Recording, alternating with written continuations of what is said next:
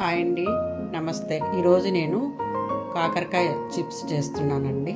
ఈ కాకరకాయలని పైన తొక్కు తీసుకొని మంచిగా కడుక్కొని ఇలాగ చక్రాల్లాగా కోసుకోవాలండి. ఇలాగ చక్రాల్లాగా కోసుకొని ఒక 4-5 అవర్స్ మనము పసుపు కొద్దిగా ఉప్పు కలిపి ఇలా పెట్టుకోవాలండి. ఇలా నేను ఉంచుకున్న తర్వాత దీంట్లోని వాటరు మంచిగా బయటకు వచ్చేస్తుందండి.